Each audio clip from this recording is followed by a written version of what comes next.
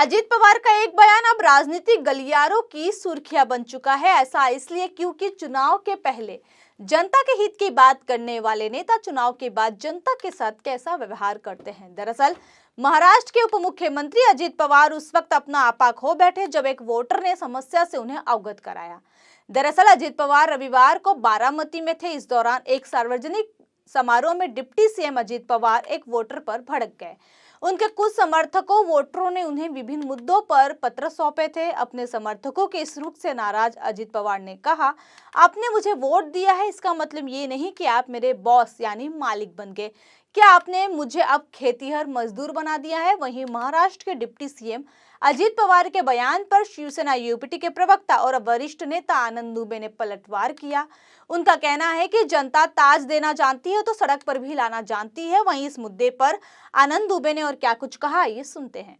अजीत दादा पवार पर भारतीय जनता पार्टी का रंग इतने जल्दी चढ़ेगा ये कोई जानता नहीं था।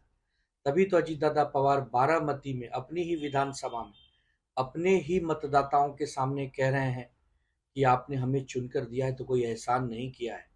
आप हमारे मालिक बनने की कोशिश मत कीजिए। आपने हमको खेतों में काम करने वाला किसान समझ लिया है क्या? बताइए। खेतों में काम करने वाला किसान आज अजीत दादा पवार को अच्छा नहीं लग रहा। आज अपना ही मतदाता अजीत दादा पवार को अच्छा नहीं लग रहा।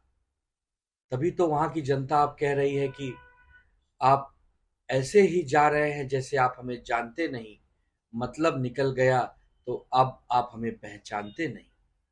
ये जनता जनार्दन है अजीत दादा। ये ताज देना जानती है तो सड़क पर भी लाना जानती है।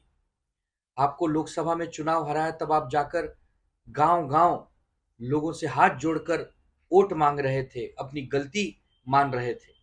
और जब आप चुनकर आ गए, आप सरकार में उप मुख्यमंत्री बन गए तो आपके सुर बदल गए। ये बारामती के लाखों लोगों के आपने अपमान किया है। आपको क्षमा मांगनी चाहिए। ये सरकारें आएंगी जाएंगी लेकिन मतदाताओं से बड़ा थोड़ी कोई है। जनता जनार्दन से बड़ा थोड़ी कोई है। सबसे बड़ी अदालत जनता की अदालत है और आप इतनी बड़ी अदालत का अपमान कर रहे हैं। ये बीजेपी के संगत का असर है अजीत दादा। भारतीय जनता पार्टी जिसको छूती है अपने जैसा खराब बना देती है।